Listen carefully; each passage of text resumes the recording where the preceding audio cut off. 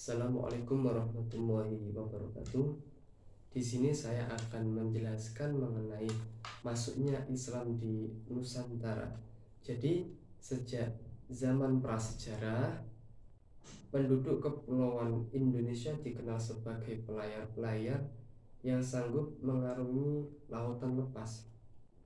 Sejak awal Masehi, sudah terdapat rute-rute pelayaran dan perdagangan antara kepulauan Indonesia dengan berbagai daerah di daratan Asia Tenggara, wilayah barat Nusantara, dan sekitar Malaka sejak masa kuno merupakan wilayah yang menjadi titik perhatian, terutama karena memang memiliki beberapa hasil bumi yang dapat dijual. Selain menarik bagi para pedagang, juga menjadi daerah lintasan penting antara Cina dan India. Sementara itu,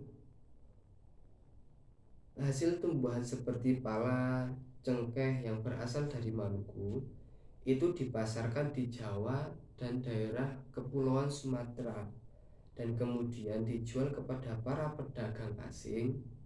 Pelabuhan-pelabuhan penting di Sumatera dan Jawa antara abad ke-1 dan ke-7 Masehi. Seiring disinggahi para pedagang asing seperti Lamuri atau Aceh, Barus dan Palembang di Sumatera, antaranya Sunda Kelapa dan Gresik di Jawa. Pedagang-pedagang Muslim asal Arab, Persia dan India juga ada yang sampai kepulauan Indonesia untuk berdagang. Pada saat itu sejak mulai abad ke-7 Masehi, abad ke-1 Hijriah, ketika Islam pertama kali berkembang di Timur Tengah. Malaka, jauh sebelum ditaklukkan Portugis, merupakan pusat utama lalu lintas perdagangan dan pelayaran. Melalui Malaka, hasil hutan dan rempah-rempah dari seluruh pelosok Nusantara dibawa ke Cina dan India, terutama daerah Gujarat yang melakukan hubungan dagang langsung dengan Malaka pada waktu itu. Nah, dengan demikian, Malaka menjadi mata rantai pelayaran yang penting. Lebih ke barat lagi, dari Gujarat, perjalanan laut melintasi Laut Arab. Dari sana perjalanan bercabang dua. Jalan pertama di sebelah utara menuju Teluk Oman melalui Selat Ormuz ke Teluk Persia. Jalan kedua melalui Teluk Aden dan Laut Merah, dan dari kota Suez jalan perdagangan harus melalui daratan ke Kairo Iskandaria. Melalui jalan pelayaran tersebut, kapal-kapal Arab, Persia, dan India mondar-mandir dari barat menuju ke timur dan terus ke negeri Cina dengan menggunakan angin musim untuk pelayanan pulang dan perginya. Jadi pada saat dulu itu untuk proses pelayaran itu menggunakan angin musim. Jadi untuk pelayaran pulang dan perginya itu menganut pada musim dari pelayaran tersebut. Penduduk kepulauan pada masa itu masuk Islam bermula dari penduduk pribumi di koloni-koloni pedagang Muslim itu. Jadi Indonesia itu dulunya adalah rata-rata dihuni oleh agama Hindu-Buddha. Namun seiring perkembangan zaman, itu terdapat beberapa pedagang yang berasal dari Gujarat dan bagian Timur Tengah, sehingga pedagang-pedagang itu menyebarkan, selain berdagang juga menyebarkan ajaran agama Islam di Pulau Jawa, khususnya di Pulau Jawa. Nah, bermula dari penduduk pribumi di koloni-koloni pedagang Muslim itu, menjelang abad ke-13 Masehi, masyarakat Muslim sudah ada di Samudra Pasai dan Palembang di Sumatera. Di Jawa, makam Fatimah binti Maimun di daerah Leran Gresik yang berangkat tahun 475 Hijriah atau sekitar 182 Masehi, dan makam-makam Islam di Troloyo yang berasal dari abad ke-13 Masehi, yang merupakan bukti perkembangan komunitas Islam pada masa itu, termasuk di pusat kekuasaan Hindu Jawa ketika itu adalah kerajaan Majapahit yang merupakan kerajaan terbesar. Yang selanjutnya yaitu teori tentang masuknya Islam ke Nusantara. Proses masuknya agama Islam ke Nusantara tidak langsung secara revolusioner, artinya tidak secara langsung merata menjadi Islam, namun juga berevolusi lamban laun dan sangat beragam. Menurut para sejarawan, teori-teori tentang kedatangan Islam di Indonesia dapat dibagi menjadi satu, teori Mekah, yang kedua ada teori Gujarat, untuk yang ketiga ada teori Persia, dan juga teori Cina. Setelah itu semua teori itu masing-masing memiliki kelemahan dan kelebihannya sendiri. Nah, untuk teori yang pertama adalah teori masuknya Islam dari teori Mekah. Bahwasanya teori Mekah itu mengatakan bahwa proses masuknya Islam di Indonesia adalah langsung dari Mekah atau dari negara Arab. Proses ini berlangsung pada abad pertama Hijriah atau abad ke-7 Masehi, dan tokoh yang memperkenalkan teori ini adalah Haji Abdul Karim Amrullah atau Hamka, yang biasa kita kenal dengan novelis-novelis atau penulis novel atau juga buku-buku Islam pada waktu dulu sampai sekarang. Salah seorang ulama sekaligus sastrawan Indonesia. Jadi tokoh Haji Abdul Karim Amrullah atau Hamka ini seorang ulama sekaligus sastrawan Indonesia. Hamka mengungkapkan pendapatnya ini pada tahun 1958 saat orasi yang disampaikan pada Disnatalis Perguruan Tinggi Islam di Yogyakarta pada saat itu, karena ia menolak seluruh anggapan para sarjana barat yang mengemukakan bahwa Islam datang di Indonesia tidak langsung dari Arab. Bahkan argumentasi yang dijadikan bahan rujukan Hamka adalah sumber lokal Indonesia sendiri dan sumber Arab. Untuk yang selanjutnya yaitu teori Gujarat, yang mengatakan bahwa proses kedatangan Islam di Indonesia berasal dari Gujarat pada abad ke-7 Hijriah atau abad ke-13 Masehi. Gujarat ini terletak di India bagian barat yang berdekatan dengan Laut Arab. Tokoh yang mensosialisasikan teori ini kebanyakan adalah sarjana dari daerah Belanda. Sarjana pertama yang mengemukakan teori ini adalah J. Weissenapel dari Universitas Leiden pada abad ke-13. Menurutnya, orang-orang Arab yang bermadhab Syafi'i telah bermukim di Gujarat dan Malabar sejak awal Hijriah, yaitu pada abad ke-7 Masehi. Namun yang menyebarkan Islam ke Indonesia menurut Weissenapel tersebut bukanlah dari orang Arab langsung, melainkan pedagang Gujarat yang telah memeluk Islam sebelumnya dan berdagang ke dunia timur, termasuk Indonesia itu sendiri. Nah, teori ini disebarkan oleh seorang orientalis terkemuka Belanda, Snoek Horstgrens. Menurutnya, Islam telah lebih dulu berkembang di kota-kota pelabuhan anak benua India. Orang-orang Gujarat telah lebih awal membuka hubungan dagang dengan Indonesia dibandingkan dengan pedagang Arab pada waktu itu. Untuk yang selanjutnya yaitu teori Persia, yang mengatakan bahwa proses kedatangan Islam ke Indonesia berasal dari daerah Persia atau Persia, yang kini kita sebut dengan negara Iran ya.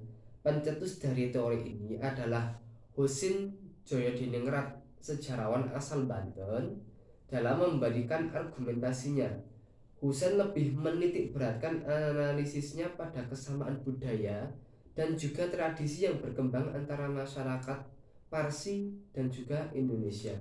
Tradisi tersebut antara lain tradisi merayakan 10 Muharram atau Asyura sebagai hari suci kaum Syiah atas kematian Husain bin Ali, yaitu cucu Nabi Muhammad, seperti yang berkembang dalam tradisi tabut di Pariaman di Sumatera Barat. Untuk yang selanjutnya, melalui bahasa Persia, tradisi lain adalah ajaran mistik yang banyak kesamaan, misalnya antara ajaran Syekh Siti Jenar yang berasal dari Jawa Tengah dengan ajaran Sufi Al-Halaj dari Persia. Bukan hanya kebetulan keduanya mati dihukum oleh penguasa setempat. Misal Syekh Siti Jenar itu dihukum mati oleh penguasa setempat, yaitu Raden Fatah pada masa kerajaan Demak. Untuk yang selanjutnya, teori Cina bahwa proses kedatangan Islam ke Indonesia, khususnya di Pulau Jawa, berasal dari para perantau Cina. Orang Cina telah berhubungan dengan masyarakat Indonesia jauh sebelum Islam dikenal di negara Indonesia. Pada masa Hindu-Buddha, etnis Cina atau Tiongkok telah berbaur dengan penduduk Indonesia, terutama melalui kontak perdagangan. Jadi pada waktu masa dulu, memang yang menjadi salah satu penyebar agama Islam terbesar adalah melalui jalur perdagangan. Bahkan ajaran Islam telah sampai di Cina pada abad ke-7 Masehi, masa di mana agama ini baru berkembang. Sumanto pada bukunya menyatakan menurut kronik masa dinasti Tang, di daerah Kanton Zhangjiao, Kunjiao, dan pesisir Cina bagian selatan telah terdapat sejumlah pemukiman Islam. Jadi pada sekitar tahun 618 sampai 960 pada masa dinasti Tang, itu sudah ada sejumlah pemukiman Islam di daerah Cina.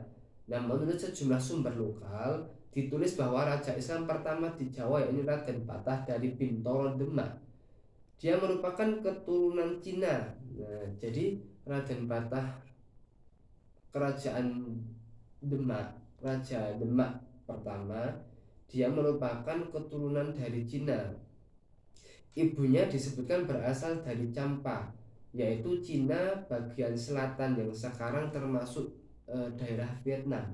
Bukti-bukti lain adalah masjid tua yang bernilai arsitektur Tiongkok yang didirikan oleh komunitas Cina di berbagai tempat, terutama di Pulau Jawa. Nah, yang selanjutnya, semua teori di atas masing-masing itu pastinya memiliki kelemahan dan kelebihan tersendiri. Tidak ada kemutlakan dan kepastian yang jelas dari masing-masing teori tersebut. Yang sesungguhnya kedatangan Islam di Indonesia itu datang dalam kompleksitas, artinya tidak berasal dari satu tempat saja, namun bisa juga berasal dari peran kelompok tunggal dan tidak dalam waktu yang bersamaan juga. Nah, untuk yang selanjutnya, kondisi dan situasi politik kerajaan-kerajaan di Indonesia. Pada abad ke-7 sampai ke-10 Masehi, kerajaan Sriwijaya meluaskan kekuasaannya di daerah Semenanjung Malaka sampai Kedah. Datangnya orang-orang muslim di daerah itu sama sekali belum memperlihatkan dampak-dampak politik, karena mereka datang memang hanya untuk usaha pelayaran dan perdagangan.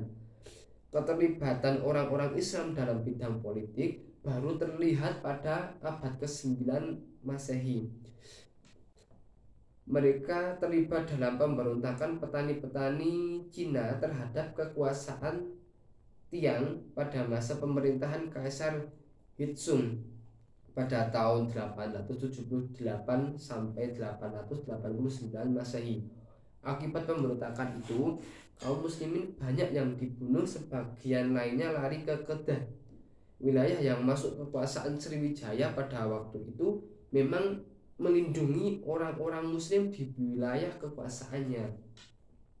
Nah, namun di balik itu kelemahan Sriwijaya dimanfaatkan pula oleh pedagang-pedagang muslim untuk mendapatkan keuntungan politik dan juga keuntungan perdagangan. Mereka mendukung daerah-daerah yang muncul dan daerah yang menyatakan diri sebagai kerajaan bercorak Islam, yaitu kerajaan Samudra Pasai di pesisir timur Laut Aceh, Daerah ini sudah disinggahi pedagang-pedagang muslim sejak abad ke-7 dan ke-8 Masehi. Proses Islamisasi tentunya berjalan di sana sejak abad tersebut, yaitu sekitar 7 sampai 8 Masehi ya. Kerajaan Samudra Pasai dengan segera berkembang baik dalam bidang politik maupun perdagangan karena kekacauan-kekacauan dalam negeri sendiri akibat perebutan kekuasaan istana kerajaan Singosari juga selanjutnya. Majapahit tidak mampu mengontrol daerah Melayu dan Selat Malaka dengan baik sehingga kerajaan Samudra Pasai dan Malaka dapat berkembang dan mencapai puncak kekuasaannya hingga abad ke-16 Masehi. Nah, yang selanjutnya itu munculnya pemukiman-pemukiman muslim di kota pesisir. Menjelang abad ke-13 Masehi, di pesisir Aceh sudah ada pemukiman muslim di pesisir Aceh ya. Persentuhan antara penduduk pribumi dengan pedagang muslim dari Arab, Persia, dan India memang pertama kali terjadi di daerah ini. Karena itu diperkirakan proses Islamisasi sudah berlangsung sejak persentuhan itu terjadi. Dengan demikian dapat dipahami mengapa kerajaan Islam pertama di Kepulauan Nusantara ini berdiri di Aceh, yaitu Kerajaan Samudra Pasai yang didirikan pada pertengahan abad ke-13 Masehi. Nah, setelah kerajaan Islam ini berdiri, perkembangan masyarakat muslim di Malaka makin lama makin meluas. Dan pada awal abad ke-15 Masehi, di daerah ini lahir kerajaan Islam yang merupakan kerajaan Islam kedua di Asia Tenggara. Kerajaan ini cepat berkembang bahkan dapat mengambil alih dominasi pelayaran dan perdagangan dari kerajaan Samudra Pasai yang kalah bersaing. Lajunya perkembangan masyarakat muslim ini berkaitan erat dengan keruntuhan kerajaan Sriwijaya. Nah, untuk yang selanjutnya, proses Islamisasi di Nusantara. Adapun proses Islamisasi di Nusantara itu memiliki beberapa saluran ya, seperti jalur perdagangan, terus saluran perkawinan, yang ketiga saluran dakwah, dan yang keempat adalah saluran tasawuf. Selain itu juga ada saluran pendidikan dan juga saluran kesenian, saluran politik, dan masih banyak lagi ya. Untuk yang pertama, proses Islamisasi memang tidak berhenti sampai berdirinya kerajaan-kerajaan Islam di Indonesia, tetapi berlangsung intensif dengan berbagai cara dan saluran. Saluran Islamisasi tersebut diantaranya satu, saluran perdagangan. Pada taraf permulaan saluran Islamisasi perdagangan, kesibukan lalu lintas perdagangan pada abad ke-7 hingga 16 Masehi membuat pedagang-pedagang muslim yang dari bagian Arab, Persia, dan India itu turut ambil bagian dalam perdagangan dari negara-negeri bagian barat, tenggara, dan timur benua Asia. Jadi saluran perdagangan pada masa dulu itu dimulai pada abad 7 hingga ke-16 Masehi. Yang kedua adalah saluran perkawinan. Dari sudut ekonomi, para pedagang muslim memiliki status sosial yang lebih baik daripada kebanyakan pribumi, sehingga penduduk pribumi terutama putri-putri bangsawan tertarik untuk menjadi istri saudagar-saudagar itu. Sebelum mereka menikah, mereka diislamkan terlebih dahulu. Setelah mereka mempunyai keturunan, lingkungan mereka makin luas. Akhirnya timbul kampung-kampung, daerah-daerah, dan juga kerajaan-kerajaan muslim di wilayah tersebut. Untuk yang selanjutnya yaitu saluran dakwah yang dilakukan oleh para mubalik yang berdatangan bersama para pedagang. Para mubalik itu bisa juga para sufi, para pengembara yang berasal dari Timur Tengah atau negara lain yang memang benar-benar untuk menyebarkan agama Islam di wilayah Indonesia. Yang selanjutnya yaitu saluran tasawuf. Pengajar-pengajar tasawuf atau para sufi mengajarkan teosofi yang bercampur dengan ajaran yang sudah dikenal luas oleh masyarakat Indonesia. Jadi pada ajaran ini kebudayaan Indonesia seperti mitoni dan juga yang lain sebagainya itu tidak ditinggalkan, melainkan dicampur sesuai dengan kaidah-kaidah Islam yang eh, diajarkan oleh para sufi terdahulu. Mereka mahir dalam soal-soal magis dan mempunyai kekuatan-kekuatan menyembuhkan. Di antara mereka ada juga yang memperisi putri-putri bangsawan setempat dengan tasawuf atau bentuk Islam yang diajarkan kepada penduduk pribumi yang mempunyai persamaan dengan alam pikiran mereka yang sebelumnya menganut agama Hindu. Saya tunjukkan seperti tadi, ada adat mitoni, ada juga adat memberikan saji, namun di dalam adat itu dicampurkan seni-seni Islam sehingga memang agama Islam ini bisa masuk di dalam Indonesia secara tidak ada pertumpahan darah sama sekali, dengan tidak mencampuri adat dan budaya yang sudah luas, yang sudah terkenal pada masa Hindu Buddha. Untuk yang selanjutnya ada juga saluran pendidikan. Islam juga dilakukan melalui pendidikan, baik pesantren maupun pondok yang diselenggarakan oleh guru-guru agama, para kiai-kiai dan ulama-ulama. Di pesantren atau pondok itu, calon ulama atau guru agama mendapat pendidikan agama secara serius. Setelah keluar dari pesantren, mereka pulang ke kampung masing-masing, dan ketika mereka sudah pulang ke kampung masing-masing, maka mereka akan menyebarkan agama Islam yang telah diperoleh dari para gurunya, dari para pesantren yang mereka belajar, yang menjadi tempat mereka belajar. Nah, keluaran pesantren ini banyak yang diundang ke Maluku untuk mengajarkan agama Islam, terutama pada pesantren Giri ya. Pada pesantren Giri yang didirikan oleh Raden Rahmat di Ampel Denta, Surabaya, dan Sunan Giri di Giri. Untuk yang selanjutnya, saluran kesenian. Saluran Islamisasi melalui kesenian yang paling terkenal adalah pertunjukan wayang. Dikatakan Sunan Kalijogo adalah tokoh yang paling mahir dalam memantaskan wayang. Pada saat itu dia tidak pernah meminta upah pertunjukan. Jadi ketika Sunan Kalijogo mempertunjukkan wayang, dia tidak pernah meminta upah dalam pertunjukannya, tetapi ia hanya meminta para penonton untuk mengikutinya mengucapkan kalimat syahadat. Jadi di dalam pementasan wayang yang dilakukan oleh Sunan Kalijogo itu di dalamnya dilibatkan kalimat-kalimat syahadat, sehingga orang-orang Islam pada waktu itu secara langsung, secara otomatis akan masuk Islam karena telah menirukan tokoh wayang yang mengucapkan kalimat syahadat yang dituntun oleh beliau daripada Sunan Kalijogo itu.